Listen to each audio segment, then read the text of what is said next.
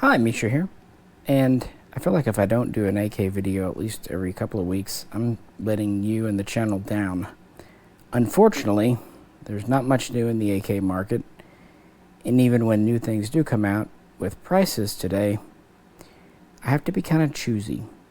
That said, I do have a couple of truly new guns on the way, but they're more range test fire guns, and you know how I've been saying it was hot? I only thought it was. It's 105 out right now. We're not going to be shooting for a little while because the coolest this next week is showing is 103 for a high. So even if the new guns do come in, it's going to be a couple weeks where we can go shoot them. That said, let's talk about prebans, because a question I often get is about which is my favorite preban, which one should I get. I had a guy just a week ago asking. And one thing that kind of surprises people, there aren't that many options.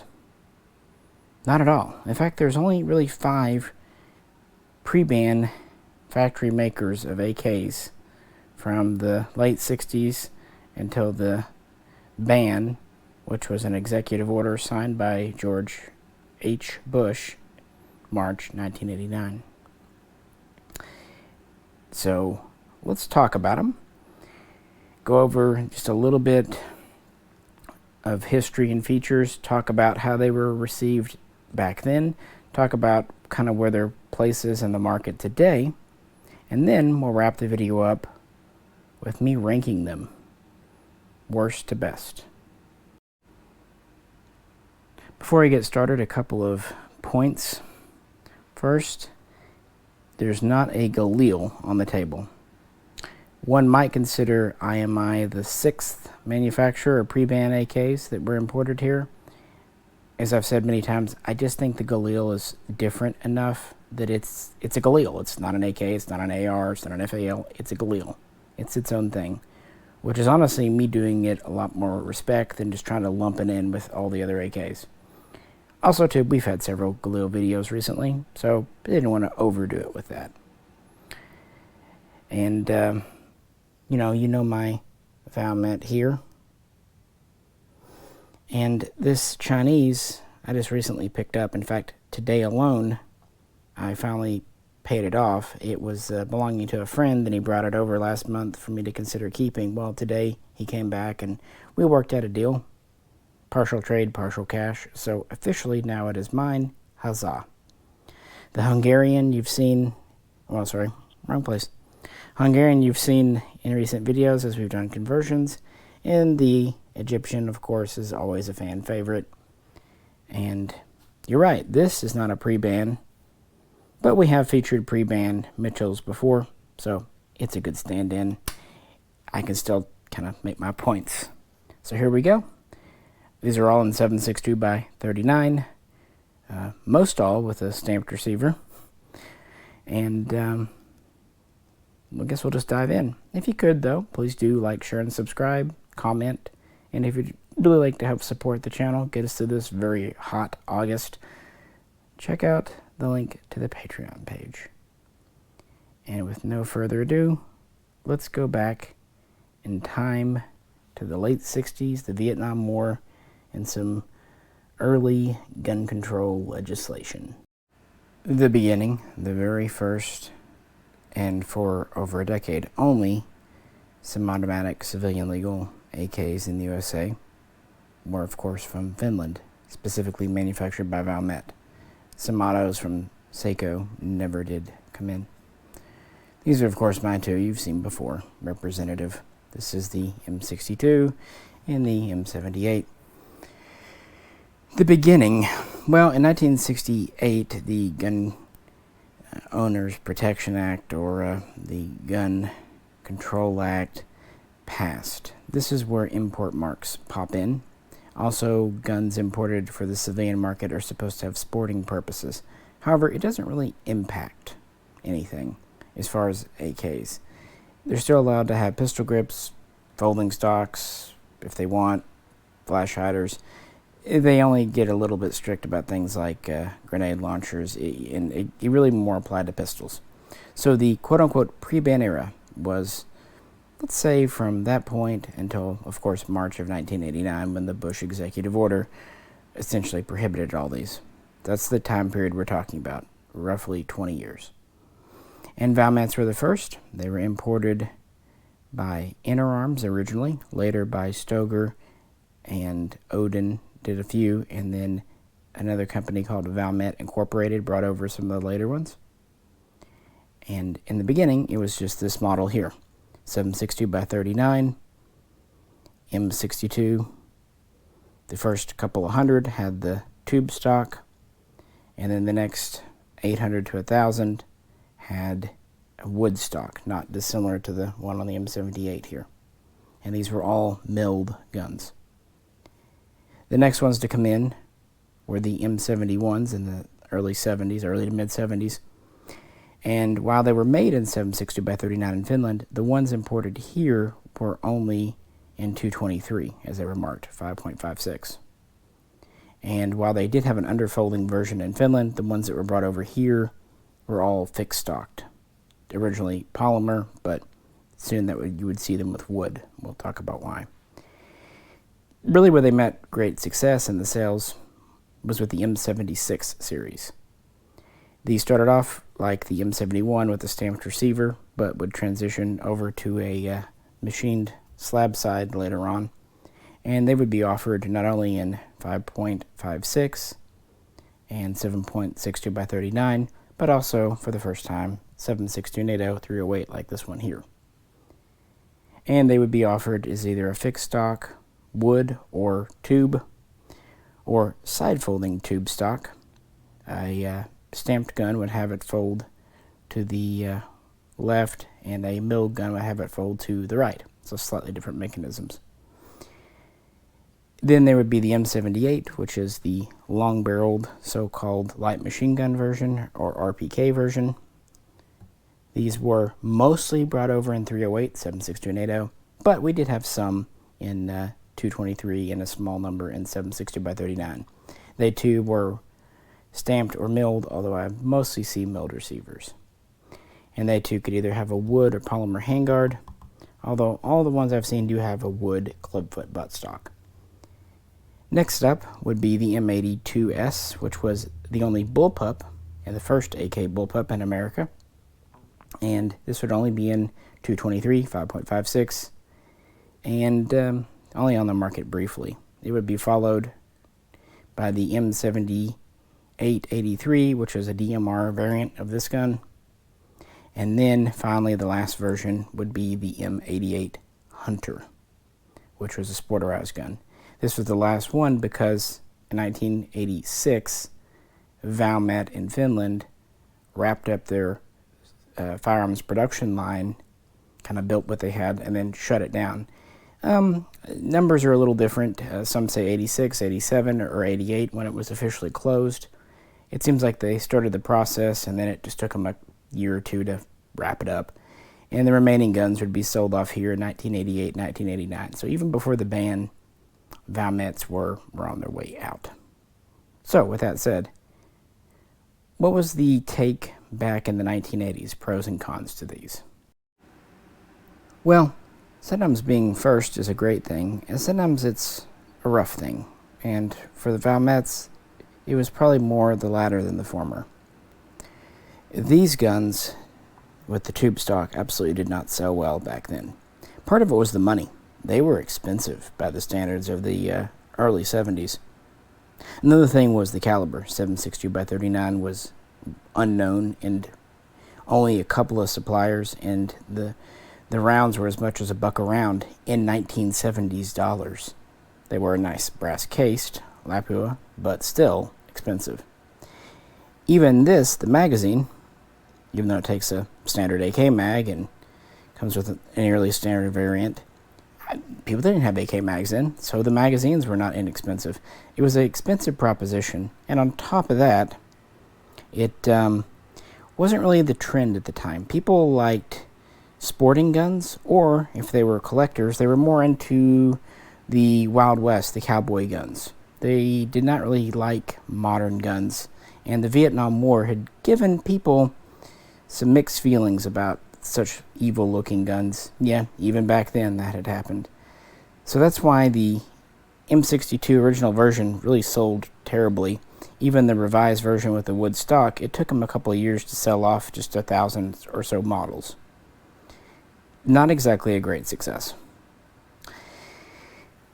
The M78 here represents kind of the next generation. The M71s, well, being a 223 helped a lot. The cartridge was starting to gain steam, but the M71s were a little less durable than people desired. And the main problem even back then, the polymer being used was not the most durable. This is why you start to see wood. That would quickly give way to the M76, and there we had some success. Having it in 308 now, having it stamped or milled, having options really helped. But that did not help the price. These were still expensive in the 1970s and into the 1980s. And they were still taking their own magazines, be it 223 or 308. But they were more popular. But they were sleepers. They really were. And spare parts were not very available. What I'm trying to say is, even back then, they were not all that successful. On the other hand, people did respect Finland's machining quality. The bolt travel, they're very reliable. The machined receiver guns especially, but even the stamped guns, very well made. The only parts really known for failing were the polymer stocks. So they were not considered cheap commie junk, but they were kind of a Gucci gun. And of course, this being pre-internet, where are you going to find them?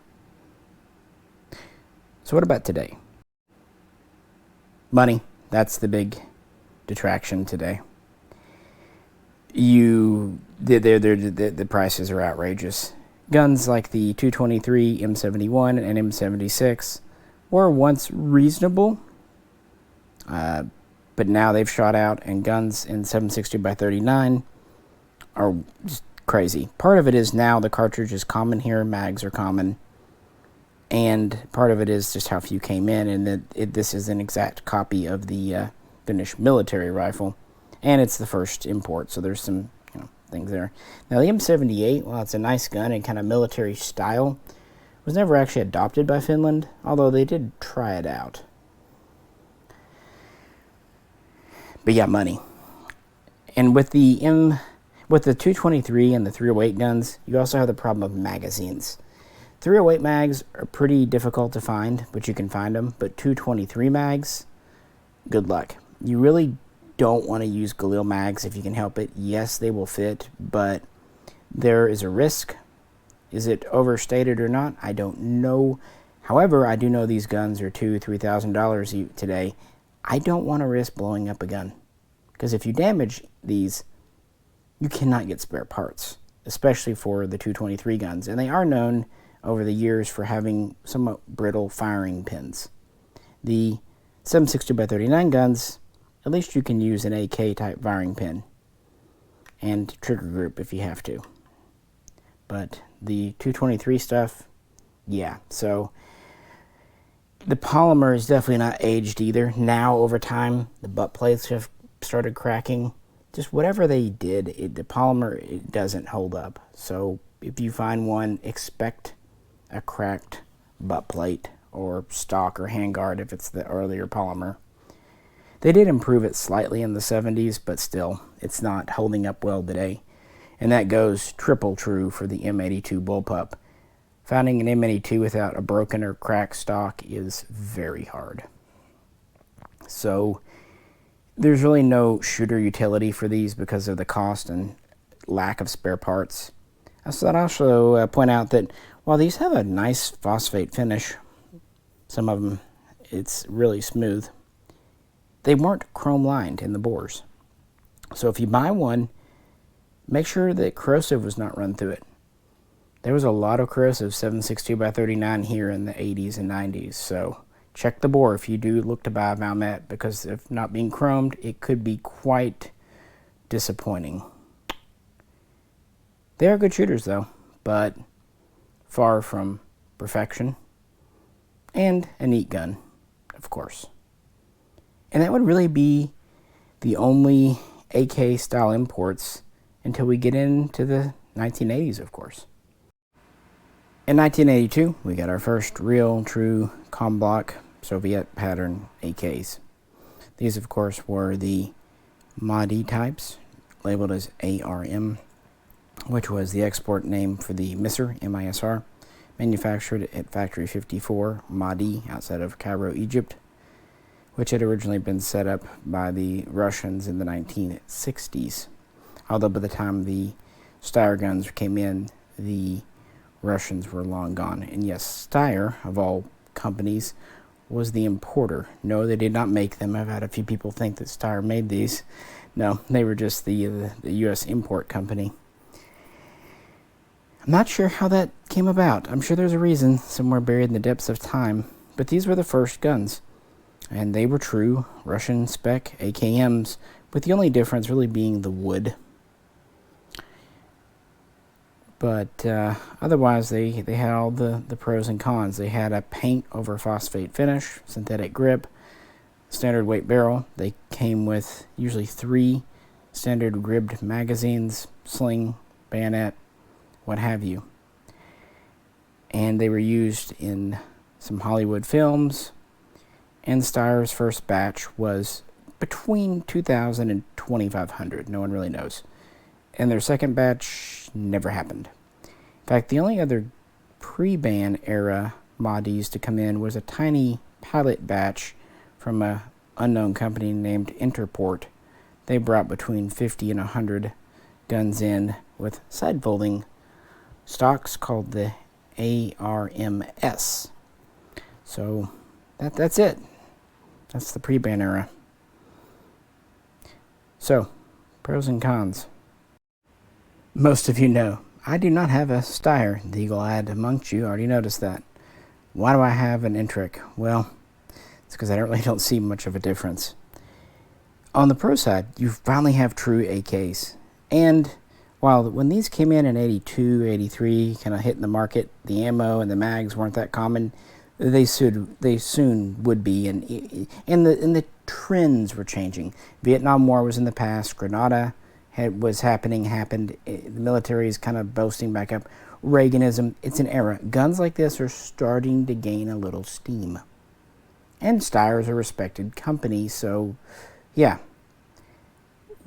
With that said, why did it take them years to sell them off? 2 reasons. Money. These were extremely expensive. Yeah, they came in a nice kit with a bayonet, some mags, sling. They even came with a certificate of authenticity. That's cool. They also cost like 700 bones at a time when like an AUG with an optic and 5 mags was 900. Yeah. They were pricey. By the way, HKs, they were basically priced like an HK because it was an exotic weapon. First time ever, blah, blah, blah. On top of that, the fit and finish. You know, we know the Mahdi's today, the Pars, the Intrics, the Centuries, and they're kind of known for having gloopy paint. Most of them have a canted this or that. We know they're reliable. They're durable. But not the greatest triggers. Guess what? The Steyr guns were the same way. It wasn't like the Preban era guns. The Preban ARMs were just super fit and finish. They were about the same. They had a paint finish, maybe a little less gloop. But then again, that was the first import run. Who's to say if they did a second or third mass importation like with these that they wouldn't start doing that? Doesn't matter. They weren't superbly better. Which was honestly a good thing to someone like me because it's a mil-spec AK, for better or worse.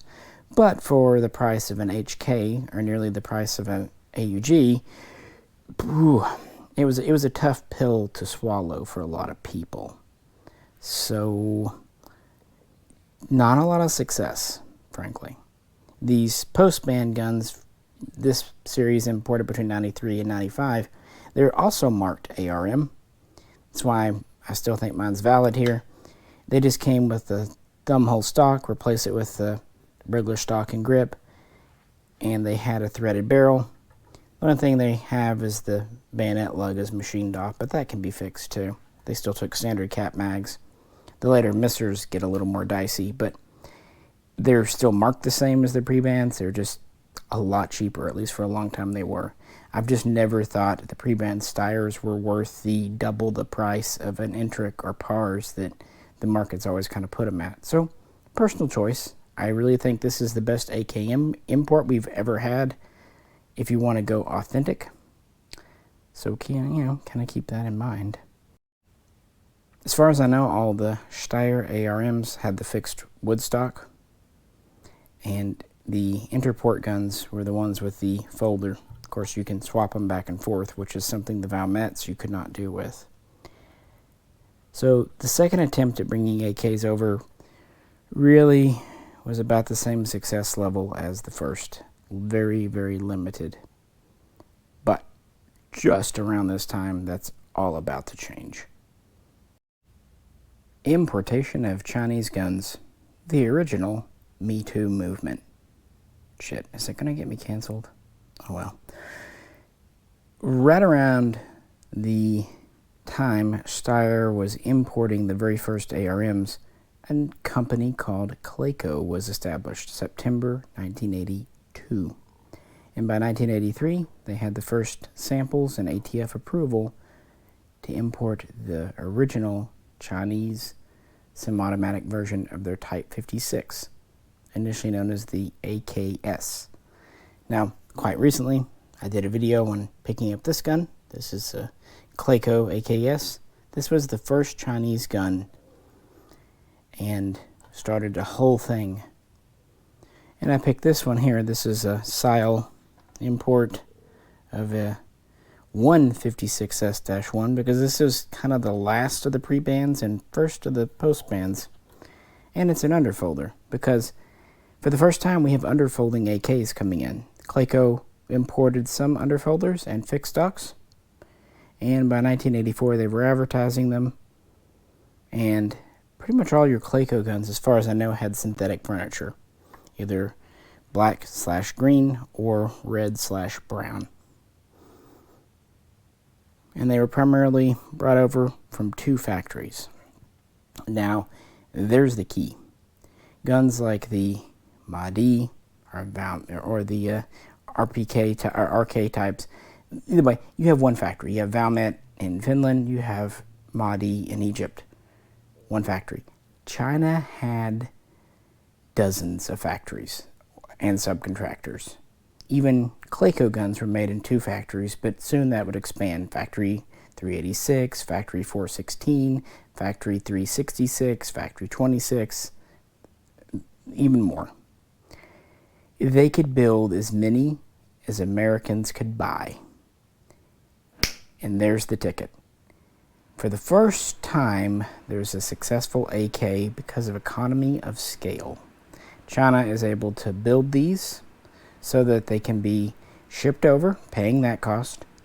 Importer gets them, pays the tariffs and duties. They sell them to a distributor at a profit, and then they go to a dealer. Everyone's making money, and still the guns are coming to market at under $400. Eventually, $300, sometimes even less on sale. That's what was needed. And they're still shipping with 3 mags, a bayonet, sling. We have a wiener here. Well, except for poor Clayco. They didn't have success. They imported one big batch, and that seems about it. In fact, they filed for bankruptcy in 1987. So their initial effort for them was not terribly successful, which is why the Clayco guns are kind of rare today. It's also interesting that they have this big warning on the dust cover. Later guns would quickly get rid of that, but that was a kind of an artifact of the early 80s. You see similar warnings on Uzis and some other guns. It was just the date and the time. But Clayco did open the door, and so other importers would very soon step in. One of the earliest companies was actually B West, who imported normal guns, but they kind of got a bit of a dog reputation in the 90s because of some botched U.S. builds. That's a story for another video, though. Others would pop up. Like I said, this one was Sile. There was IAC. Dozens. And then in 1985, we had a new upcomer, King's Firearms, KFS, who brought over Polytechs. Previously, the guns were exported under the Norinco brand.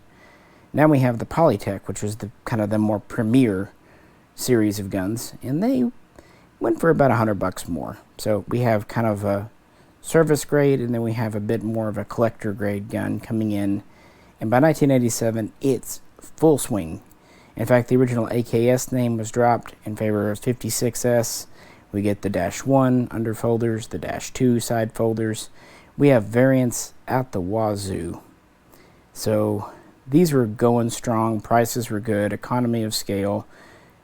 The trick seems to have been a combination of switching over to wood. Americans wanted wood AKs, because when you start seeing the wood imports appear, they sell much better.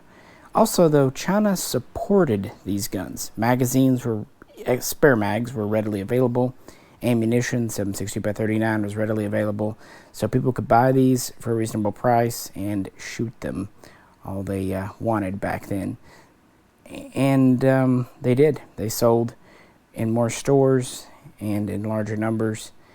And so more than just a few batches came over, and China had the economy and the scale to crank these out for America.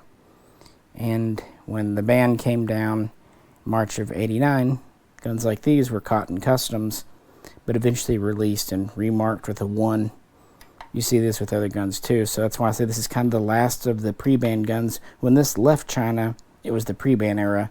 When it got to America and everything, it was in customs, it was the post-ban. So luckily they let them out with only the modification of having the bayonet lug chopped off. But still has a threaded barrel, kind of the usual deal. Still takes standard mags. And again, this is a Clayco, my newest AK. And yeah, it's the first. Pretty cool, I think. So that was then. What about today for Chinese? You know how I said with the Mod E, I think buying the 90s imports is the better deal because they're very similar to the pre-ban. Exact opposite with the Chinese. For what Mac 90s and other, like the NHM 91s go for today, I'd get a pre-ban. Because, yeah, they cost money, but it's much harder to convert. That's a whole topic. But for what they go for, I just think go ahead and get a pre-ban at that juncture. And the pre-bans are readily available, whereas like the Steyr Modis are very hard to find.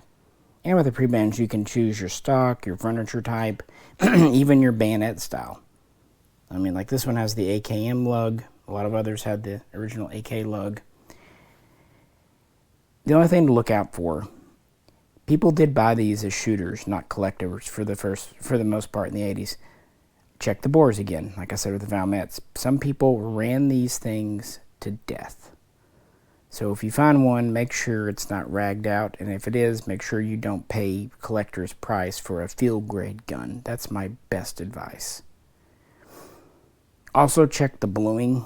The bluing on these has not necessarily faded with time, but it's high polished blue, and it just has a propensity to rust, especially in areas like the southeast with lots of humidity. It's less rust resistant than the paint over part of the ARM or the phosphate finish of the Valmets. So definitely check that out. Also know that these were built to be cheap and accessible guns. So you will find things like a loose handguard. In fact, both of these had loose handguards. Part of it could just be wood shrinkage over the years, but I'm not sure how a polymer handguard could shrink. You also might find a loose gas tube. You don't typically see canted sights, though, but never say never. Just remember, these were the Wassers of their day. Not a bad thing at all, but they weren't built to be high-grade collectibles. Valmets were, but these were not.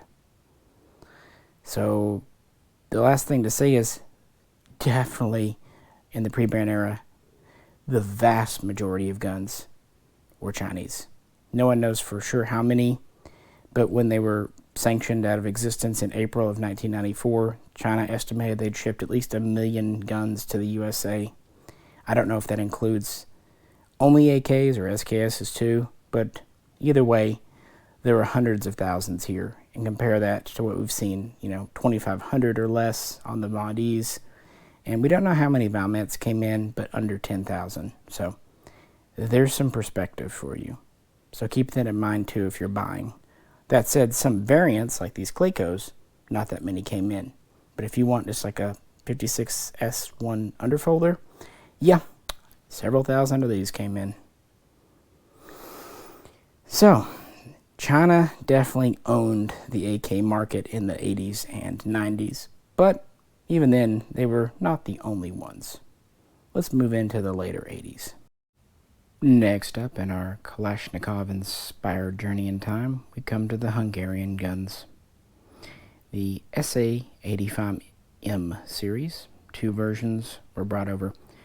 FEG in Hungary, Factory 02, would pattern a semi-auto in 1985. It was approved in 86, and this either appeared on the market in late 86 or 1987. The Preban guns were imported by Kastner, Mike Kastner to be exact, and we had 3,000 fixed stockers and 4,000 underfolders. There was only really this one batch, but that's not to say they were successful or were not, because really before they could sell the 7,000, the ban was coming down in 1989. Chances are if it had not, more would have come in. These were, of course, semi-automatic versions of the AK-63F and AK-63D. Very close to an AKM, closer than the Type 56, but a little bit further off than the Egyptian Mahdi. And price-wise, they were in between the two. They were more expensive than the Chinese, but they were cheaper than the Egyptian. And so while their success was a little slower, a little less, keep in mind, again, we're back to just one factory. So production numbers are a little less than what China can do. But at this point, the AK has started to really appeal to the market, and sales were quite good, frankly. Now, this one here is, of course, a Preban SA-85M. This one up here, you've seen me recently convert. This is a post-ban SA-85M. It's very easy to tell them apart. First off, the post-bans are marked KBI, still Kastner, but changed the name to KBI after 1989.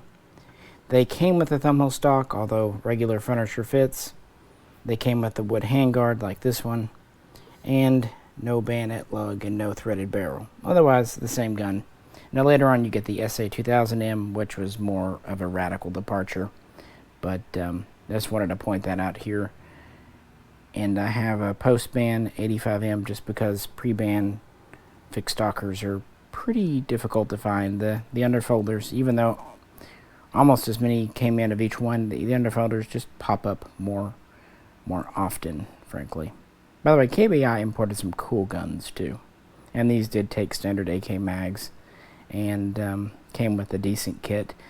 Not quite as many accessories as previous, but they had some.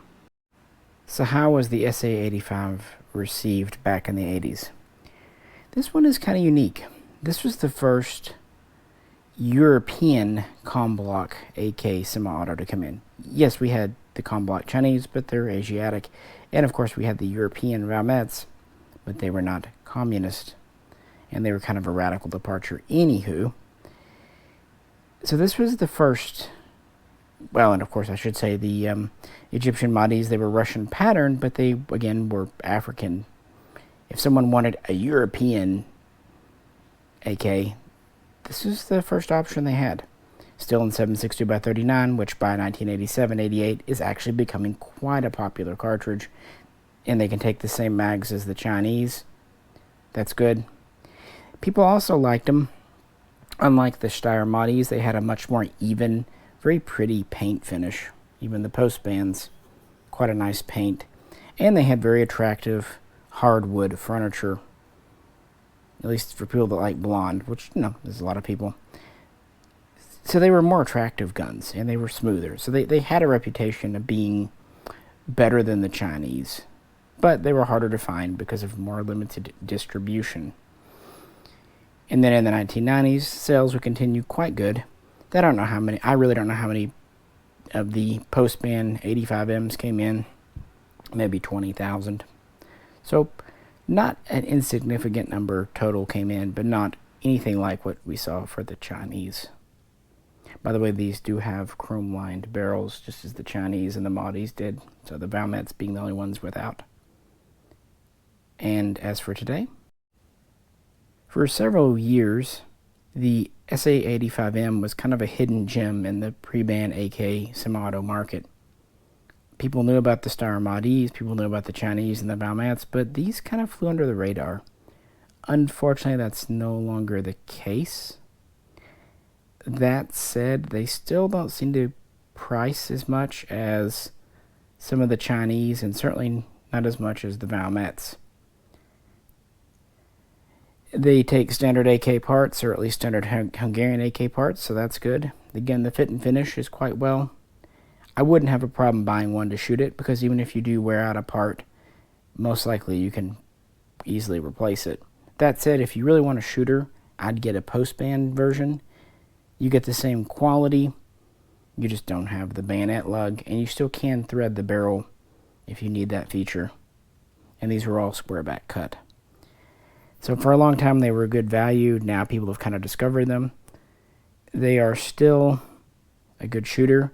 Just know that a few standard AKM parts might have to be modified to fit, like for example the lower handguard. So keep that in mind if you do look into them.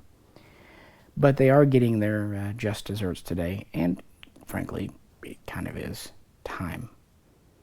So with that said, we come to our final entry today. The final pattern of semi-AK to be approved for import into the USA would be from Zastava in Yugoslavia.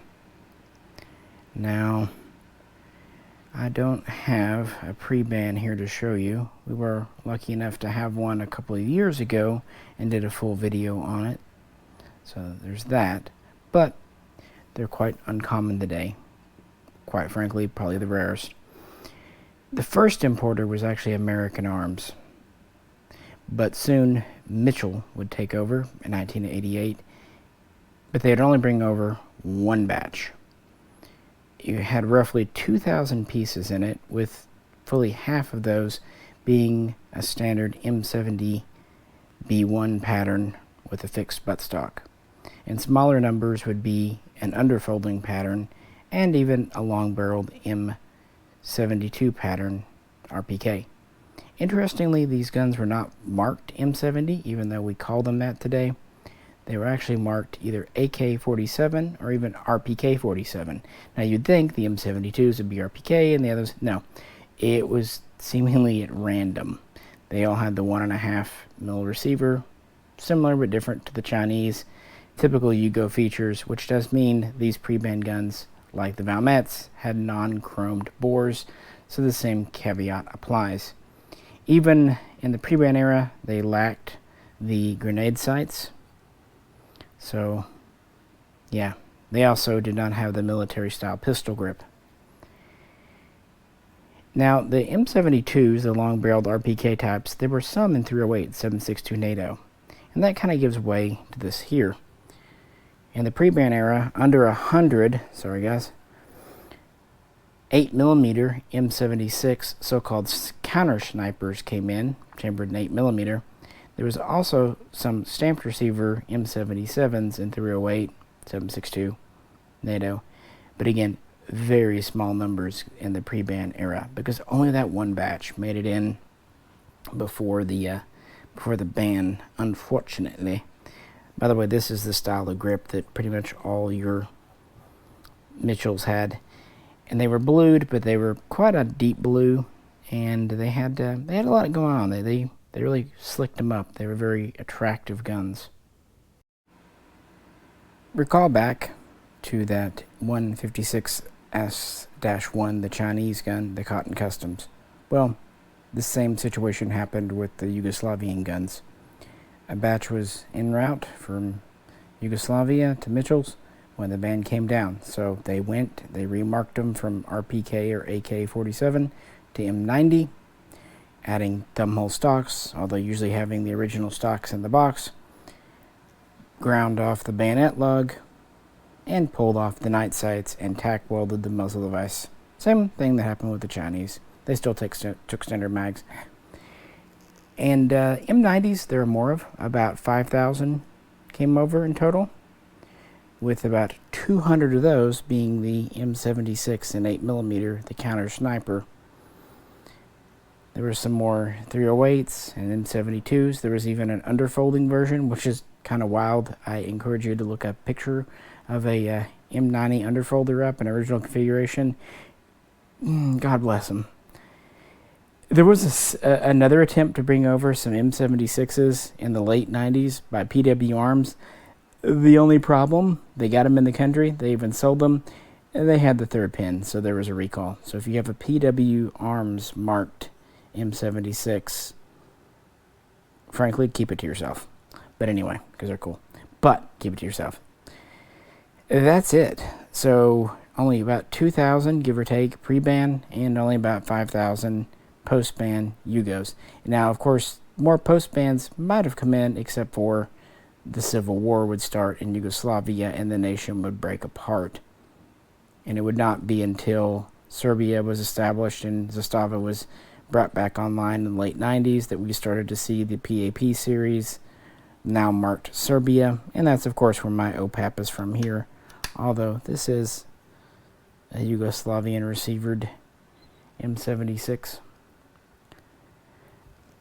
So that's kind of it. How did people feel back in the 80s and 90s about these? Honest to God, I don't know. They were essentially already banned by the time they were appearing on shelves, and then the Civil War kicked off. They were almost already a collectible and a curiosity at that time. Hard to say. I really haven't found many people talking about them. Not even a whole lot on the pricing. They seem to have been more or less kind of in with the Hungarians, so more than Chinese, but less than some of the others. There's very little feedback.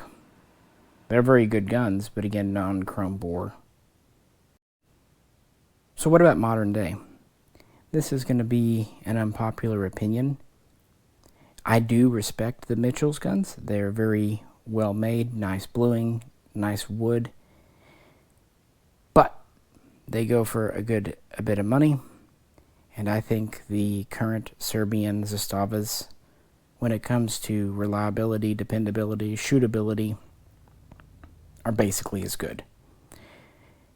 So I just don't see a reason, unless you're just wanting it or stumble into a good deal, to look for a pre-ban when you can get a Serbian factory gun for a lot less. And the newer Z-Paps, of course, have chrome line barrels, which is a distinct advantage. And they even have better shapes to their stocks now and different stock options. Also, as with mine here, I would never modify original pre-ban by adding the grenade sights, but I had no problem putting them on an OPAP, or I would a Z-Pap. So if you want more of an M70B1 look, one of the newer guns I think is a much better candidate than altering what is definitely a collectible gun these days. I really think the current imports are every bit as good quality. Again, a bit of a hot take there, but that's why I didn't keep that Mitchell we had earlier. I enjoyed seeing it, but at the end of the day, I like my good old OPAP. Oh, by the way, these did come with the classic Yugoslavian bolt hold open magazines, which are almost the same as AKM, but a little bit different. So that made them kind of unique back in the time. That said, let's wrap things up and I'll give my ranking opinions. And we end with them all laid out again. If we're talking in terms of rarity, well, the Chinese is last place. With some, if we're not going to get into all the variants, but if we're talking about sheer numbers, the most number by far of these came in. Next would be almost a tie between Valmets and the Hungarian guns. We know 7,000 Hungarians came in. I never have seen a great number for Valmets, maybe a few more, upwards of maybe 10, but we don't know that for sure. So they're the next most common. Then we get into the Mahdi's and the Zastavas. They're actually very close together, with 2,500 or less of the Egyptians and only about 2,000 of the Zastavas. The only kind of caveat there are several thousand M90s, and some of the M90s are very close to the M70s Preban imports. So in reality, they're pretty equally common by the numbers, but you seem like you don't see near as many Mitchells as you do Steyrs. And the prices kind of reflect that. What about in terms of like features? All of these have a 16¼ inch or give or take barrel. If we're talking about it, we have to remember that the Valmet and the Zastava are non-chrome lined. Although the Zastava is a heavier barrel, the Chinese is as well. It's hard to really say which is better. The Mahdi's are certainly Russian spec, the Hungarians. I'm going to say best barrel toss-up somewhere between the Chinese and the Hungarian. When you get there, I don't know really who's better, frankly. It's, kind of a thing. But, yeah, these kind of have all the features. Unfortunately, some of the others are lacking a few things. What about fit and finish? Really, your Preban guns are quite well made, all of them. But I'd have to say the lowest quality fit and finish would be the Egyptians. Even though this is a post-ban, the Prebans look very much like this.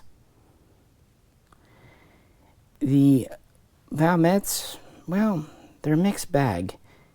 They have nice park, but because of the crumbling polymer thing, aesthetically they can get a little iffy, and they do have an odd look to them. So it's variable. And the Chinese are kind of the same way. They have nice bluing, but it does rust somewhat easily.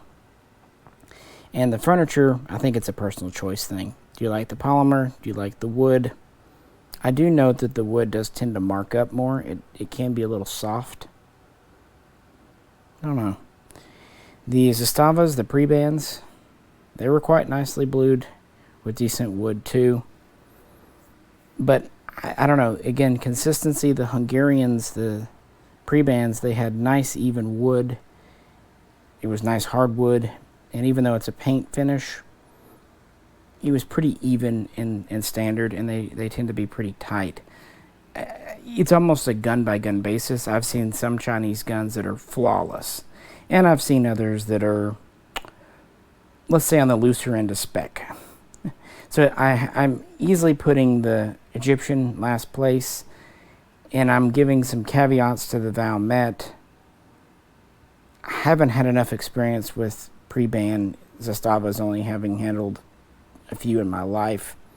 They do seem nice, though. Chinese are kind of all over the place, so I'm going to kind of put them middle of the pack. I'd say the top ones would either be the Preban Mitchells or the Preban FEG guns. That's just kind of my opinion on fit and finish and just kind of that overall quality. But all of these guns are going to be reliable and durable because these were all built in a military type factory, and they're all original type parts. No US parts or no goofiness like that going on. So there you have it. So which one do I think is the best value and kind of the best Preban option today? Why you gotta be asking me tough questions like that? Okay, ranking them. Starting with number 5, working up to number 1. Number 5, the lowest. The Preban Steyr Mahdi. Unless you run into a good deal, I think one of the earlier post bans gives you the exact same thing at half the price. And I've never been super impressed with the Mahdi's fit and finish for today's money. Frankly, even for the 1980s money. I think they've always been overpriced. They are very great guns, though. If you want an imported AKM, virtually your only option for the Preban or even 1990s era. So not knocking them. I mean, obviously I own one, but obviously I decided not to keep a Steyr, and I'm perfectly happy with my Intric. So, yeah, number 5, the Egyptian Steyr Mahdi is the most overrated of the Prebans. Number 4, and this pains me to say, Valmet. I love my Valmet here. I really do. But I mostly like it because I collect finished guns.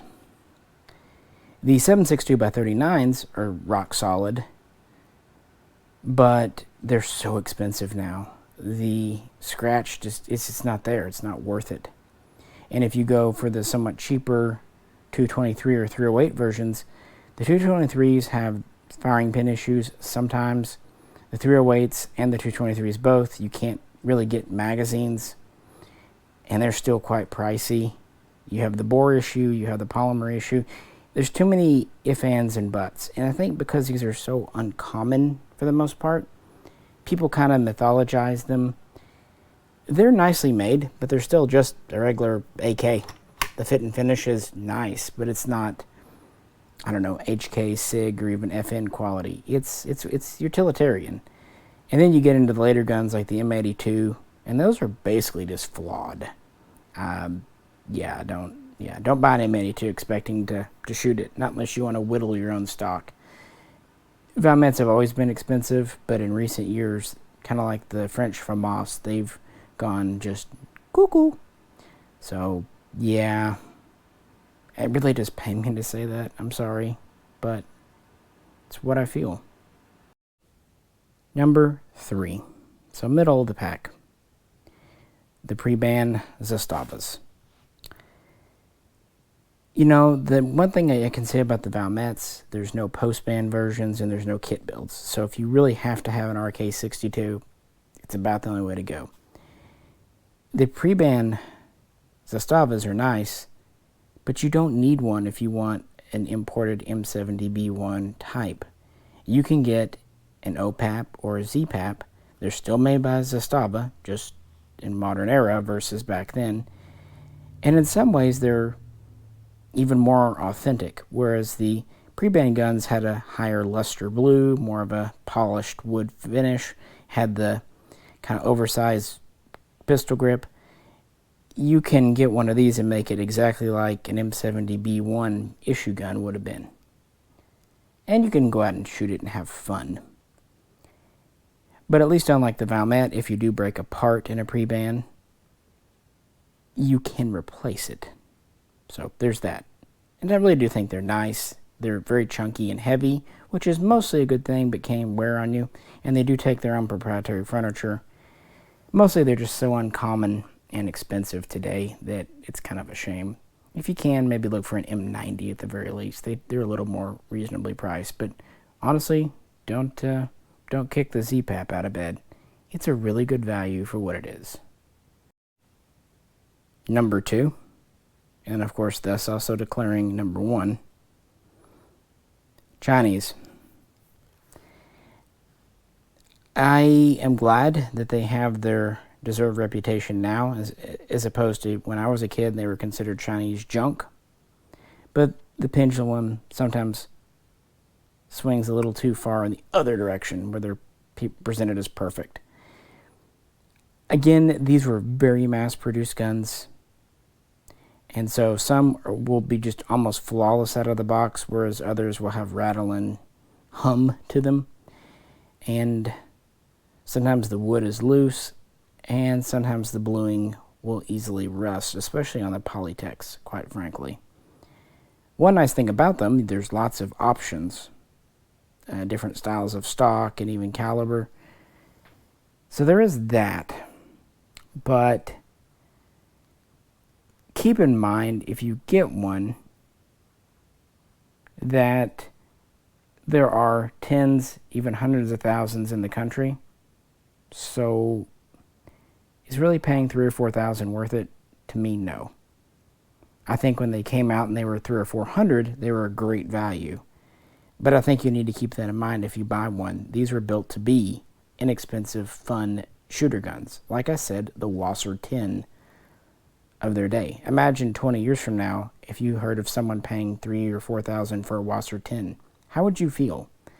Well, that's how I feel about people paying that much for a Chinese gun. Just saying. They're great, but they're not without their flaws because nothing is perfect. And so, of course, numero uno, the pre-ban, and for that matter, the early post-ban Hungarian FEGs brought over by Michael Kastner. I think I'm just really well disposed to Kastner/KBI because they brought over some of my favorite guns, Russian SKSs, even Russian SVDs. Lots of Makarovs. Kastner had it going on in the late 80s and early 90s, at least for comm block stuff, which was my jam then and today. But it's not just kind of a sympathetic point. It's also the fact that these were sleeper guns for a while. And even today, they don't cost as much as many of the others, considering relatively how few came in. I don't, unless they've jumped into $4,000 when I was sleeping, it still seems like you can pick one up for $2,500. That's a lot of money. But when you consider this was a $500 gun in the 80s, $2,500 for it seems more logical than paying $3,000 or $4,000 for this, which was a $300 gun in the 80s, if that makes sense. On top of that, all the ones I've ever handled are just great. They have well-fitting wood, very even, but still very rust-resistant paint finish. The underfolding stocks are tight. They have nice triggers. They just feel like a nice gun, but they don't feel too nice like, say, the pre-ban Mitchells. They still feel like a military gun, just a military gun made on the tighter end of spec. Then again, FEG, very respectable factory. Gotta admit that. So that's my number one pick today. That could change next week, but I just really like the SA-85Ms. Notice we don't have any pre-ban Bulgarian, Romanian, Polish, Czechoslovakian/Czech Republic, Russian. Yeah, none of those were because of course the Iron Curtain was still falling in the 1980s and 1989. We'd have to wait until the 1990s and the changing tides before we started to see really the flood of AKs. I think a lot of people look back with rose-tinted glasses feeling like the 1980s, the pre-ban era, was the golden age. And it was for maybe some guns, but not for the AK, if I'm being honest. Your options were pretty limited. Again, this is a time before internet, so you kind of took whatever your local shop had or would order for you, and then you were kind of at their mercy what they would charge. Back then, they would charge a lot, like 10% to order a gun. Today, we have the internet. We can get what we want. Once the assault weapons ban sunset, we could get all these guns, and trade relations were better with all these nations. So we've seen a lot of AKs come in, either imports or nice parts kits build. The AK market has exploded. Now, it's slowing down now. It has been for a couple of years. But between 2005 and, say, 2015, look at all we could get. I'm very thankful for the pre-ban era. I really am. But I want people to be realistic. We just lived through probably the best time for buying AKs. Not back in the 80s, but, you know, in the early to mid 21st century. Who knows if it'll ever come again, but at least we had what we had.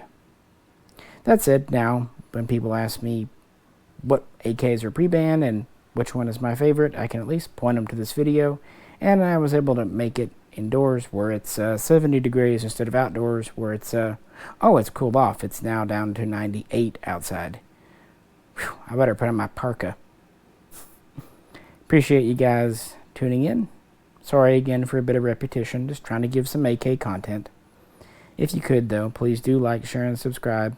If you'd like to help support out, go over to the Patreon channel, and as soon as we can, we'll get back out to the range with a couple of new Kalashnikov types. This is Misha. Catch you very soon.